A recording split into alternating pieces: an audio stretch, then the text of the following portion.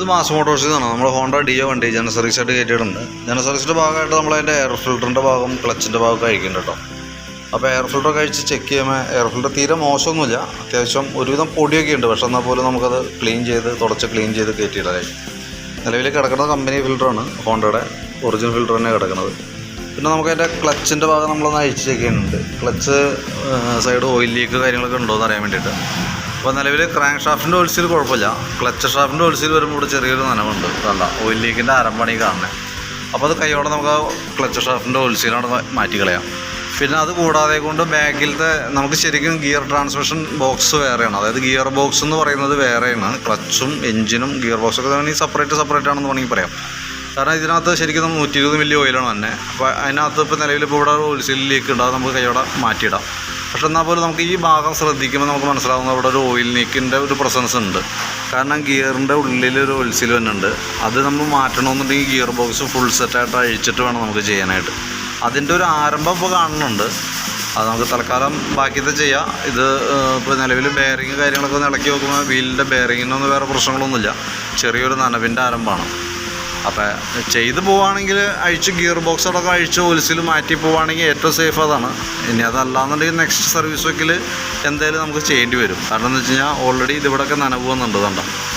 അപ്പോൾ അടുത്ത സർവീസിൽ എന്തായാലും ചെയ്യേണ്ടി വരും. ഈ സർവീസിൽ നമുക്ക് അതിനുള്ള സമയമുണ്ട്, വയ്ക്കാനായിട്ടുള്ള സമയമുണ്ട്.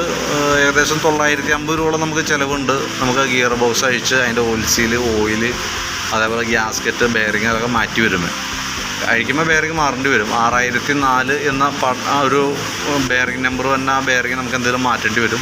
പിന്നെ അതിൻ്റെ ഓയിൽസീൽ, ഗ്യാസ്കറ്റ്, ഗിയർ ഓയിൽ, അത് ആ സെറ്റ് അങ്ങനെ മാറ്റേണ്ടി വരും.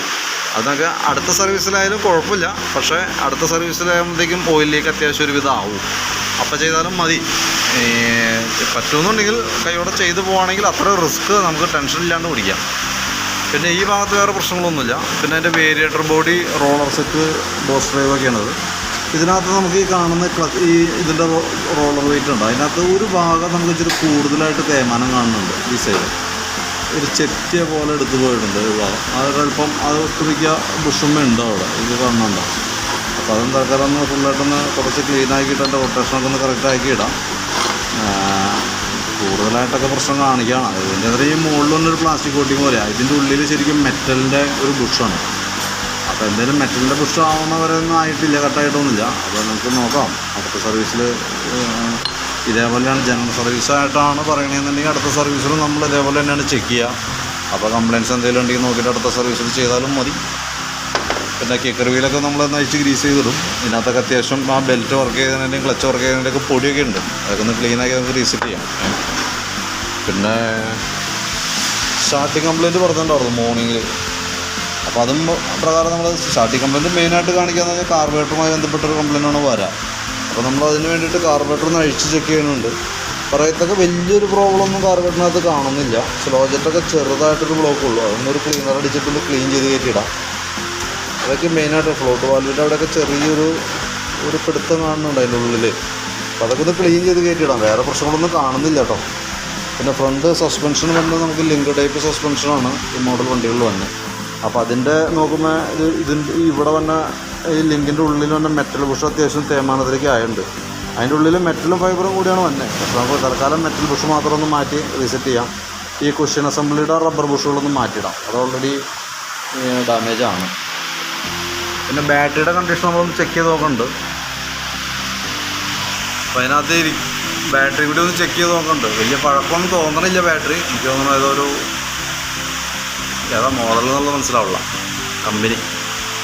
അതിൻ്റെ വോൾട്ട് ചെക്ക് ചെയ്യുമ്പോൾ 12.99 വോൾട്ട് കാണിക്കുന്നുണ്ട്. അപ്പോൾ നമ്മൾ ബാറ്ററി ടെസ്റ്റും കൂടി കൂടുതൽ നടത്തുന്നുണ്ട്. അപ്പോൾ കറക്റ്റ് ബാറ്ററിയുടെ കണ്ടീഷനകത്ത് കാണിക്കും. ഇതിപ്പോൾ ഓക്കെയാണ്, വേറെ പ്രശ്നങ്ങളൊന്നുമില്ല കേട്ടോ. പിന്നെ അതിൻ്റെ ഒരു സൈഡ് ബ്രേക്ക് പിടിക്കുമ്പോൾ നമുക്ക് സെൽഫ് എടുക്കണ്ടായില്ല. അപ്പോൾ അത് ബ്രേക്ക് സ്വിച്ചിൻ്റെയാണ്, അത് നമ്മളൊന്ന് അഴിച്ച് മാറ്റിയിടുന്നുണ്ട്. പിന്നെ പ്ലഗിൻ്റെ കേസും നമ്മൾ ഈ പറഞ്ഞ ഒന്ന് അഴിച്ച് ക്ലീൻ ചെയ്ത് റീസെറ്റ് ആക്കുന്നുണ്ട്. പ്ലഗും വലിയ പഴക്കമൊന്നുമില്ല. നമുക്ക് തോന്നുന്നു ഈ എയർ ഫിൽറ്റർ മാറ്റിയ കൂട്ടത്തിൽ പ്ലഗും മാറ്റിയേക്കണതായിരിക്കണം.